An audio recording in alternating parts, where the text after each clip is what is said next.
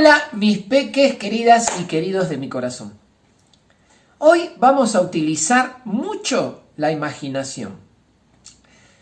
Vamos a imaginarnos, para empezar, una huerta.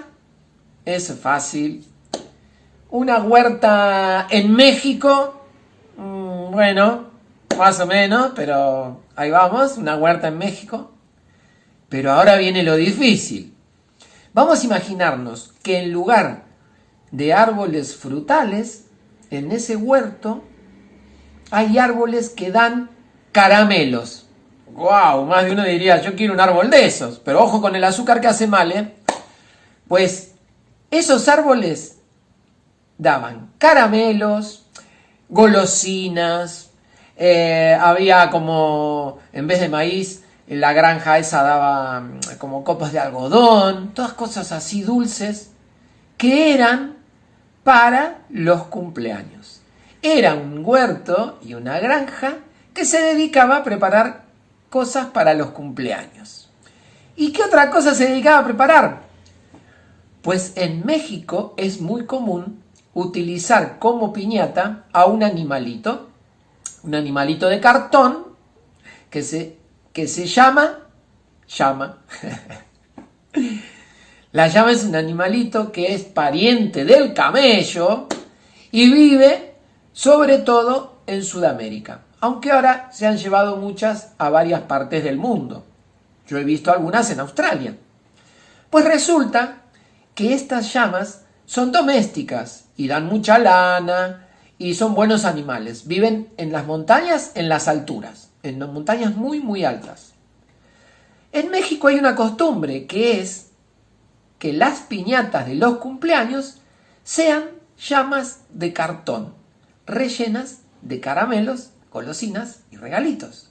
Me imagino que habrán estado en algún cumpleaños donde viene el agasajado en un momento y tira una cuerda y se desparraman todos los golosinas, los chuches, todo por el suelo. ¿Sí? Y ahí uno va enseguida a ver quién agarra más. Bueno, eso es México. Se celebran los cumpleaños con piñatas de cartón con forma de llama. Pero nuestra imaginación nos tiene que llevar a ver que estas llamas las criaba un señor con su hijo, un señor mexicano así grandote, con bigotes muy grandotes, con un sombrero mexicano muy grandote, y su hijo que todos los días tenía que ir a cosechar caramelos con él. Pues muy bien, cuando las llamas estaban llenas de caramelos, porque además comían caramelos, el papá las movía y se hacían ruido, estaban llenas de caramelos, las ponían en un camión y se iban a los cumpleaños. Resulta que este niño se había enamorado de una llama, se había, ¿cómo les puedo decir?, hecho amigo de una llamita. Y la llamita de él. Y resulta que él no quería que esa llamita se fuera a un cumpleaños. Él quería estar con esa llamita como su amiga, como su mascota y jugar siempre con ella. Pero un día vio al papá en una situación un poco extraña y pensó lo peor, que le iban a regalar su llamita.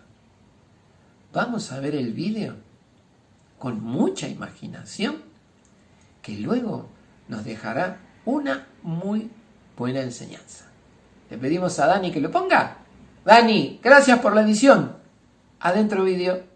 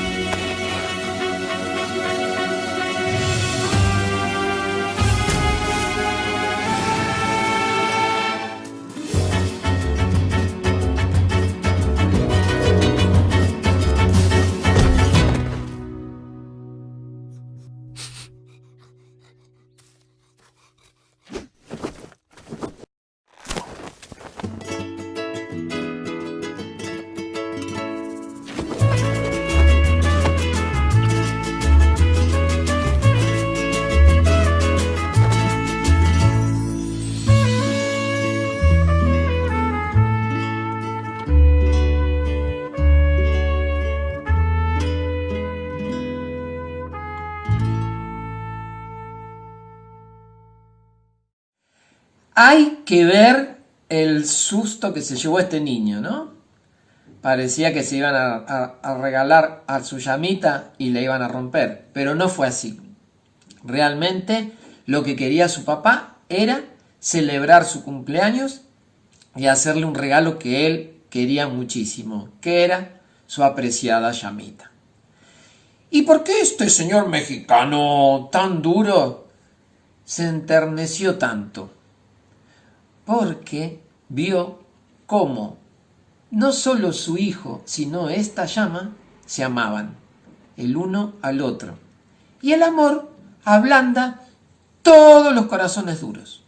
Porque bien está escrito en la Biblia, en Primera de Juan 4:8 dice que Dios es amor. Y les voy a contar un secreto. Y no se lo olviden nunca. Dios nos ama tanto que nunca se enoja con nosotros, aunque nos portemos mal. Se pueden enojar nuestros padres, las personas que nos cuidan, aquellos que nos aman, cuando nosotros nos portamos mal. Pero Dios nunca se enoja con nosotros, sino que viene, nos abraza cuando hacemos algún lío y estamos mal y nos dice al oído, te amo tanto que si te quedas conmigo, si tú quieres, te voy a ayudar a salir de este lío para que seas realmente feliz. Así que escuchemos muy atentamente lo que dice Dios en su palabra, porque Dios es un Dios de amor, de tanto amor que está siempre al lado nuestro, en las buenas y en las malas, para ayudarnos a salir de los problemas si nos hemos metido en alguno. Por eso amo tanto a Dios, porque Él no me castiga, Él realmente me ama como soy y Él me ayuda para que sea cada día mejor. Muy bien, pues aquí hemos terminado. Espero que estas semanas sean realmente muy felices y les aconsejo que lean la Biblia y que hagan caso de lo que dice la Biblia, porque es una manera de poder ser más felices en este mundo. Saben mucho que los amo. Si Dios quiere, la semana que viene nos vemos otra vez. Adiós, mis chiquis.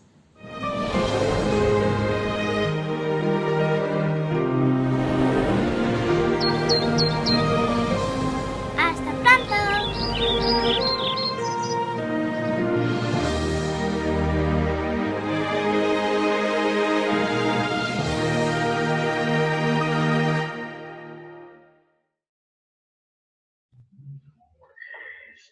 Muy feliz sábado, queridos hermanos de la Iglesia Lomas de Zamora. Es una alegría poder compartir la palabra de Dios con ustedes en este sábado. Y quiero, para poder comenzar, invitarte a que podamos hacer juntos una oración pidiendo a Dios su compañía y su dirección en este momento. Querido Padre que estás en los cielos, queremos agradecerte en primer lugar por el sábado que hoy nos estás dando, agradecerte, Señor, por la posibilidad que tú nos das de poder en este sábado abrir tu palabra y poder escuchar tu voz, Señor. Queremos pedirte que el Espíritu Santo pueda estar aquí con nosotros, guiándonos, ayudándonos a entender tu mensaje, Señor, que tú tienes para cada uno de nosotros en esta mañana. Por eso ponemos nuestras vidas en tus manos y todo, Señor, lo pedimos y te lo agradecemos en el nombre de Jesús. Amén. Bien, hermanos, antes de poder comenzar con el tema que vamos a compartir ahora en unos breves minutitos, quería comentarles que hoy estamos iniciando una semana especial, una semana en la que vamos a estar distribuyendo los libros misioneros, ¿sí? Y se acuerdan que siempre hacíamos el Impacto Esperanza un día, un sábado específico. Bueno, en esta oportunidad lo vamos a hacer durante 10 días. Y cada uno de ustedes va a tener la posibilidad de poder tener los libros misioneros, ¿sí? Ya prontito a través de los grupos, las redes que manejamos como iglesia, le vamos a indicar la manera en que vamos a hacer llegar los materiales, pero la idea es que cada uno de ustedes puedan distribuir los libros misioneros allí a sus contactos, sus amigos, sus familiares, y de esa manera ir sembrando esperanza, ir sembrando esas semillitas que en algún momento van a dar sus resultados, sus frutos, ¿sí? Así que un motivo de oración es para que en estos días, en estos 10 días, podamos convertirnos en instrumentos de Dios para que otros puedan conocer también de Él a través de la literatura, ¿sí? Bueno, dicho esto, quiero invitarte a que vayas a buscar tu Biblia, seguramente la debes tener allí cerquita, o tal vez la tenés en el celular. Vamos a ir al Evangelio según San Juan. Y quiero invitarte al capítulo número 5 de San Juan. Allí vas a encontrar una historia que en lo personal es una de las historias que más me encanta de los milagros de Jesús, ¿sí? San Juan capítulo 5, vamos a leer el versículo número 1. Dice así: Después de estas cosas, había una fiesta de los judíos, y subió Jesús a Jerusalén. Y ahí en Jerusalén, cerca de la puerta de las ovejas, un estanque, llamado en hebreo Betesda, el cual tiene 5 pórticos. La palabra de Dios dice que Jesús se encontraba en ese momento solo, yendo hacia Jerusalén, en un momento especial. Jesús estaba solo, no estaba con sus discípulos, era un día sábado, ahora ya vamos a ver justamente por qué es importante este dato, pero él se encontraba allí solo y dice la Biblia que él pasó cerca de la puerta de las ovejas, donde había un estanque, y qué interesante el nombre de este estanque, una palabra hebrea, la palabra Betesda. Es interesante lo que significa el nombre Betesda. En hebreo, Betesda significa casa de la misericordia. Un detalle muy importante para poder encontrar y entender el significado tan profundo que tiene esta historia, ¿sí? Entonces Jesús está allí caminando y se encuentra con este estanque, ¿sí? De nombre Betesda, casa de la misericordia. Y eso no es todo, dice el versículo número 3. En esto yacía una multitud de enfermos, ciegos, cojos, paralíticos, que esperaban el movimiento de las aguas. Interesante. Jesús cuando va y se encuentra allí en el estanque, en esa escena no solamente estaba el estanque, sino que había una gran multitud de gente que estaba enferma, distintos tipos de enfermedades. Dice la Biblia, eran ciegos, cojos, paralíticos, cada uno con sus distintas enfermedades, con sus distintas situaciones, pero con necesidades. Y estaban allí esperando algo, esperando que las aguas de este estanque se movieran. Todo el versículo 4 es como un dicho, como una aclaración, que no aparece en el texto original, ¿no? Pero se hace como una especie de aclaración allí, referido a por qué esperaban el movimiento de las aguas. Dice allí el versículo 4, porque un ángel ascendía de tiempo en tiempo al estanque y agitaba el agua. Y al que primero descendía al estanque, después del movimiento del agua, quedaba sano de cualquier enfermedad que tuviese. En aquel tiempo, en ese momento, había una creencia popular que el estanque tenía ciertos poderes curativos, ¿sí? Cuando el agua se movía, se creía que un ángel descendía, tocaba las aguas y las aguas tomaban ciertas propiedades curativas, y el primero que descendía allí y tocaba esa agua se curaba de cualquier enfermedad. La realidad es que nunca nadie pudo comprobar esto, pero la esperanza, la fe de las personas estaban puestas en ese movimiento del agua. La gente esperaba alrededor del estanque y no importaba si hacía frío, calor, si era de noche, de día, querían estar allí para poder ser los primeros en tocar el agua cada vez que había un movimiento. Yo no sé por qué se produce ese movimiento. Creo yo que tal vez el sistema de acueducto de ese momento hacía que el agua en algún momento se moviera, ¿sí? Entonces, la creencia popular de las personas era que un ángel descendía, tocaba el agua y el agua se convertía, tenía propiedades curativas. Eran creencias, ¿sí? Creencias personales de cada uno, creencias populares de la gente. Y qué interesante porque esas creencias hoy todavía perduran, ¿sí? Hoy en día la gente pone sus esperanzas, sus creencias en situaciones que pueden llegar a suceder, ¿sí? Me acuerdo cuando yo era más chico, mi mamá me contaba historias que sucedían allí en Tucumán, mi mamá es de Tucumán, y entonces me decía que cuando una persona se enfermaba, ¿no? Allí en el campo, iban al curandero, ¿sí? Una persona que a través de medios naturales, ¿sí? De alguna forma te curaba, ¿no? El mal de ojo, el empacho y no sé cuántas cosas más. Entonces, toda la gente, ¿no? No tenía la posibilidad de un médico, pero iban al curandero y la persona te curaba, ¿no? Y después cuando uno empieza a pensar, ¿no? En estas situaciones, uno se da cuenta que el ser humano siempre busca, ¿sí? Busca las soluciones, tiene esperanza, cree en cosas. Y lo triste y lo peligroso de esto es que muchas veces ponemos nuestras convicciones o nuestra fe en cosas que no vienen de Dios, ¿sí? Es más fácil a veces creer en el ser humano, en lo que el ser humano puede hacer, en vez de creer en lo que Dios puede hacer, ¿sí? Muchas veces la fe, nuestra confianza puede estar puesta o direccionada en un lugar equivocado que no sea Dios, que no sea lo que Él puede hacer en tu vida.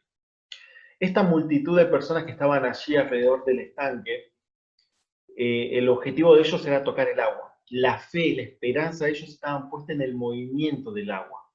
Jesús, cuando se encuentra con esa escena, dice que esa escena realmente conmovió el corazón de Jesús, porque allí él vio la decadencia del ser humano, lo que el pecado estaba haciendo en la vida del ser humano, la enfermedad, el dolor, el sufrimiento.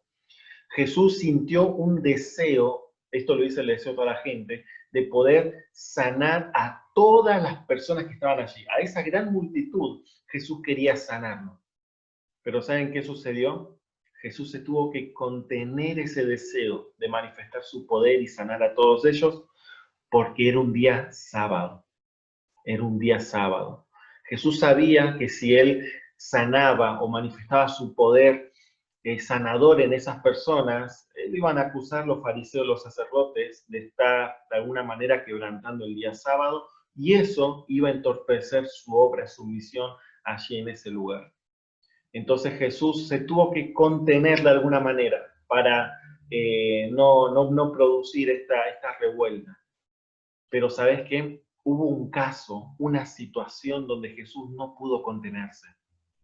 Entre medio de toda esa multitud que estaban allí esperando el movimiento de las aguas, hubo un caso que a Jesús lo llamó la atención en extremo. ¿Sí? Jesús no pudo desviar la mirada de lo que estaba viendo allí. Era una persona. Dice allí el versículo número 5.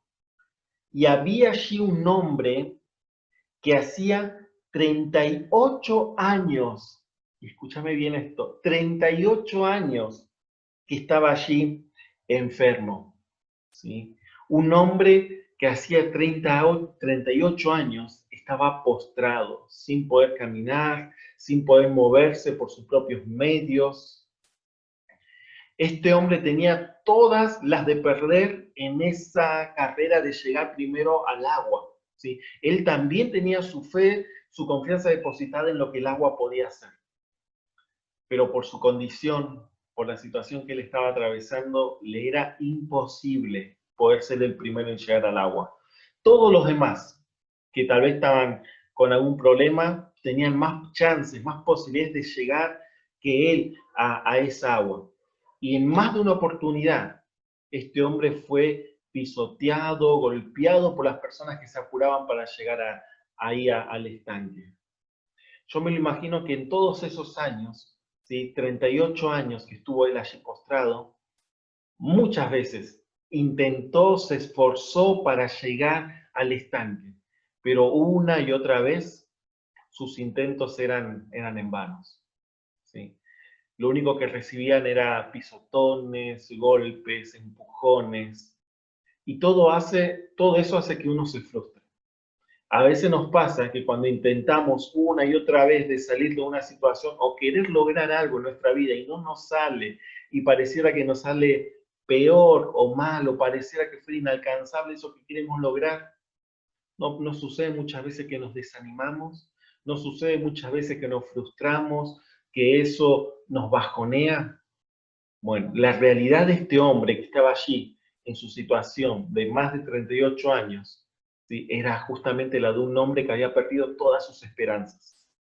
Él estaba allí con el único anhelo de ser sanado. Entonces, Jesús no puede sanar a toda, o no quiso, mejor dicho, sanar a toda la multitud que estaba allí, por lo que eso podía producir. Pero él no podía dejar pasar por alto esa situación. Jesús lo vio, entre media multitud, vio a este hombre, vio su situación y vio que allí él podía manifestar un milagro. Es interesante porque la Biblia dice que él estuvo 38 años postrado, enfermo.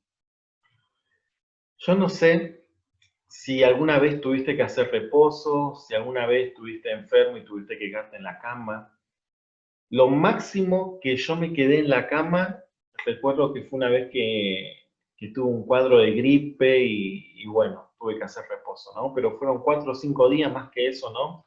Gracias a Dios nunca me pasó nada más grave que tuviera que estar más tiempo allí haciendo reposo, ¿no? Pero hay personas que a veces están una semana, 2 semanas, un mes en la cama, ¿no? Recuperándose de alguna operación, de alguna situación, o pueden pasar varios meses, pero estoy seguro que nadie nunca estuvo tanto tiempo como estuvo este hombre allí postrado. ¿Sabes cuántos días este hombre estuvo postrado? Estuvo 13.870 días. 13.870 días postrado. 13.870 días sin poder moverse por sus propios medios. Tremendo lo que este hombre estaba viviendo. Y entonces dice que Jesús, cuando lo vio acostado allí en el versículo número 6, dice que supo que llevaba ya mucho tiempo en esa situación. Y acá sucede algo increíble. Jesús le hace una pregunta. ¿Quieres ser sano? ¿Querés ser sano? Pensá un poquito en esta pregunta que Jesús le hace a esta persona. Uno podría decir, pero ¿qué clase de pregunta Jesús está haciendo a este hombre? ¿Cómo le va a preguntar, ¿querés ser sano? Si él está allí, postrado, sufriendo, buscando la manera de llegar al estanque de agua, esperando el momento de las aguas, ¿cómo no va a querer ser sano? O sea, esa pregunta pareciera que estaría de más, ¿verdad? ¿Querés ser sano? Ahora, si te llama la atención la pregunta que hace Jesús, más te debería llamar la atención la respuesta que da este hombre que está allí lisiado. Y de paso, cada pregunta, cada palabra que Jesús hacía, no las hacía al aire o sin pensarlo. O sea, todo lo que Jesús hacía tuvo un propósito. Y el hecho de hacer una pregunta a este hombre, ¿sí? Una pregunta que por ahí a lo mejor muchos podrían decir, no, pero qué pregunta tonta. Es obvio que él va a querer ser sano, ¿sí? Seguramente él quería ser sano, pero era necesario que él escuchara esa pregunta de Jesús, porque esa pregunta tenía un propósito de hacerlo reflexionar, ¿sí? ¿Querés ser sano? ¿Por qué digo esto? Porque fíjate y presta atención a la respuesta que da este hombre. No sabemos el nombre de este paralítico, ¿verdad? Pero es interesante la respuesta. Dice el versículo número 7. Señor, le respondió el enfermo, no tengo quien me meta en el estanque cuando se agite el agua. Y entre tanto que yo voy, otro desciende antes que yo. ¿Te das cuenta la respuesta de este hombre? En vez de decirle a Jesús, al Hijo de Dios que estaba frente a él con toda la disposición y el poder de sanarlo en ese mismo momento, y en vez de decirle, sí Señor, quiero ser sano, lo único que dice este hombre, no tengo quien me mete en el estanque. Si te llamó la atención la pregunta de Jesús, la respuesta de este hombre es más llamativa. ¿Sí? Porque en vez de responder de una forma rápida, ¿sí? Sabiendo de quién estaba preguntando, él decide de alguna forma recurrir a lo que había pasado anteriormente en su vida. ¿Sí? Y esta expresión de él, al decir, no tengo quien me mete en el estanque cuando se agite el agua, entre tanto que yo voy, otro desciende antes que yo, nos habla mucho acerca de la vida y la experiencia que estaba llevando esta persona. El versículo número 8 dice así: Jesús le dijo, levántate, toma tu lecho y anda. Pero antes que se produzca este milagro, este hombre tenía que reflexionar en algunas cosas en su vida, porque esa expresión, ¿sí? No tengo quien me meta, tiene que ver con tres cosas que a nosotros nos puede pasar, ¿sí? Una de las cargas principales que llevaba esta persona, a pesar de su enfermedad o de la situación física que estaba llevando, era la terrible carga de culpa que tenía este hombre. ¿Por qué digo esto?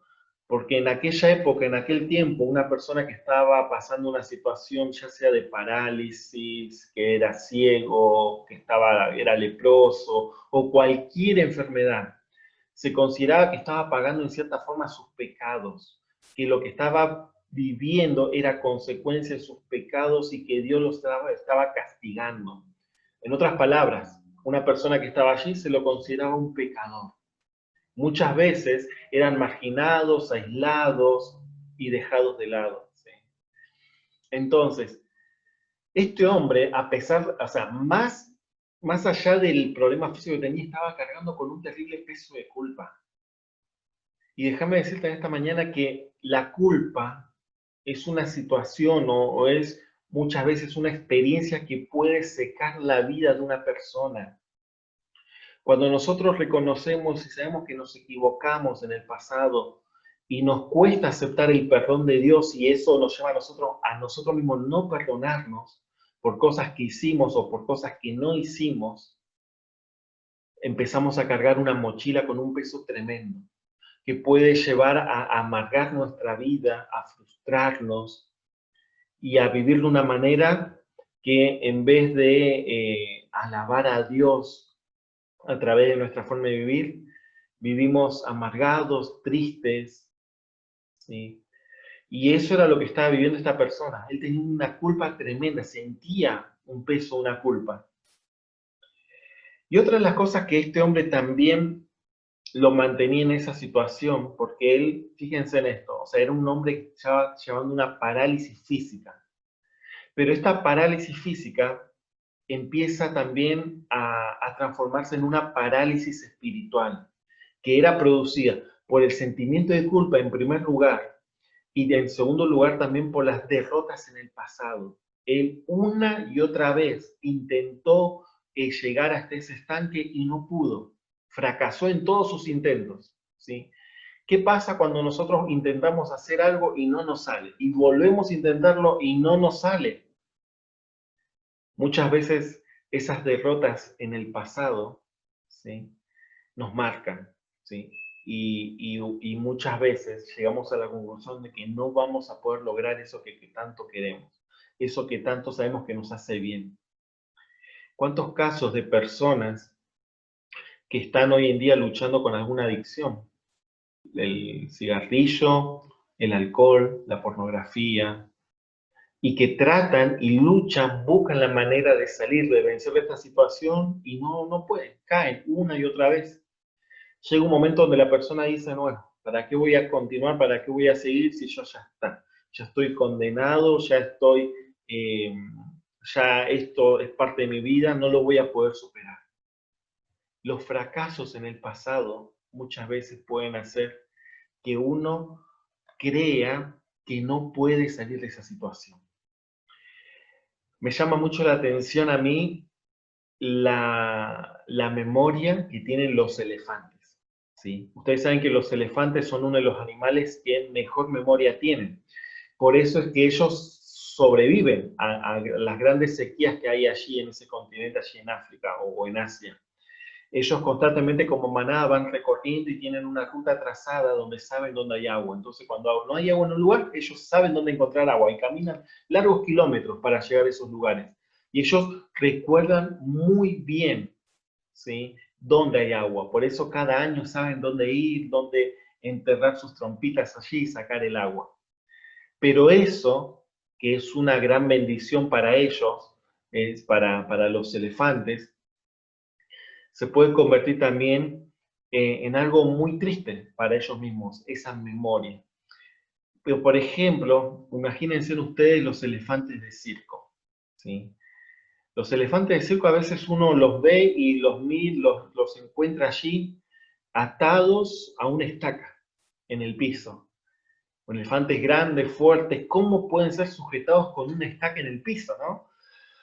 En realidad no hay estaca, no hay árbol que pueda sujetar a un elefante. Entonces, ¿cómo se logra que un elefante se mantenga allí sujeto con una estaca en el piso? Bueno, ese elefante de pequeño, de chiquitito, fue atado de esa manera. Y él la primera vez que fue atado no tenía la fuerza suficiente y empujó y se dio cuenta que no podía. Y así, una y otra, dos, tres, un montón de veces, hasta que llegó a la conclusión de que él no podía zafarse de esa estaca. Y el elefante creció, el elefante se hizo grande, el elefante se hizo fuerte, pero él ya en su mente, su memoria le decía que él no podía. Y es por eso que muchas veces esa memoria que tienen los elefantes, que muchas veces les salva la vida, también los puede llegar a vivir de esa manera como prisioneros. A veces nosotros tenemos nuestra memoria también de esa manera, ¿no? Ligada a las derrotas, a los fracasos del pasado. Y muchas veces llegamos a la conclusión de que ya no podemos, de que no hay nada más que hacer en nuestra vida, de que eso no lo voy a poder lograr, porque mis derrotas en el pasado marcan mi presente hoy en día. Entonces, parte de la parálisis de este hombre tenía que ver con sus derrotas en el pasado. Y otra acción que producía una parálisis espiritual en esta persona era también en las acciones de los demás. En la respuesta que él le da a Jesús cuando le dice, no tengo quien me meta, refiriéndose al estanque, él de otra manera estaba queriendo decirle a Jesús, Señor, yo estoy así porque no hay nadie que me ayude, no hay nadie que me haga entrar al estanque. De alguna forma él estaba responsabilizando su situación en las acciones de los demás. Y puede ser que en cierta medida nosotros estemos copiando esta actitud o esta manera de pensar. Yo soy así, tengo este carácter porque mis padres ya tenían este carácter y yo no voy a poder cambiar. O mi presente es así porque yo nunca tuve las oportunidades que tuvieron los demás. Muchas veces nosotros responsabilizamos nuestra situación o nuestra realidad o nuestra vida por lo que hacen o por lo que no hicieron los demás. Y de esa manera uno dice, bueno, no tuve las mismas oportunidades, o en mi familia nunca me trataron de esta manera, o no recibí el amor o la motivación necesaria cuando era pequeño. Y sí, es cierto, todo eso marca y tiene su influencia en nuestra vida, pero nada de eso es determinante, ¿sí? Dios nos da a cada uno la posibilidad de pensar, de evaluar y de cambiar la historia de nuestra vida, más allá de las experiencias que nos habrán tocado en el pasado. Es difícil, no es fácil, es duro, pero es necesario. Es necesario. O sea, no porque hayamos vivido tal y tal cosa significa que nuestra vida tiene que terminar de cierta manera. Este hombre que estaba paralítico estaba responsabilizando su situación frente a Jesús, ¿sí? No tengo nadie que me mete en el estanque cuando se agite el agua, decía él. Y entre tanto que yo voy, otro desciende antes que yo. Y entonces es ahí cuando Jesús da con la palabra, ¿sí?, esta orden. Levántate, toma tu lecho y anda. Y la palabra de Dios dice allí en el versículo 9, al instante, aquel hombre fue sanado y tomó su lecho. ¿Y qué sucedió? Y anduvo. La palabra de Dios dice que al instante fue sanado. El deseo de toda la gente cuando habla sobre esta historia, dice allí que este hombre no esperó a sentirse sanado, no esperó a sentir que sus piernas empezaban a fortalecer. Imagínate, 38 años postrado, ¿sí? Esas piernas habrán perdido todo lo que es masa muscular, ¿sí?, movilidad, habrán estado atrofiadas, pero se dice que este hombre no esperó a ver, ¿sí?, esos cambios en sus piernas, en sus miembros, sino que él, a medida que Jesús decía estas palabras, este hombre empezó a actuar. Cuando Jesús le dijo, levántate, toma tu lecho y anda, este hombre empezó a levantarse, empezó a actuar. Y mientras él actuaba, el milagro se iba produciendo en su vida. No esperó sentir para actuar, él actuó creyendo en la palabra de Cristo.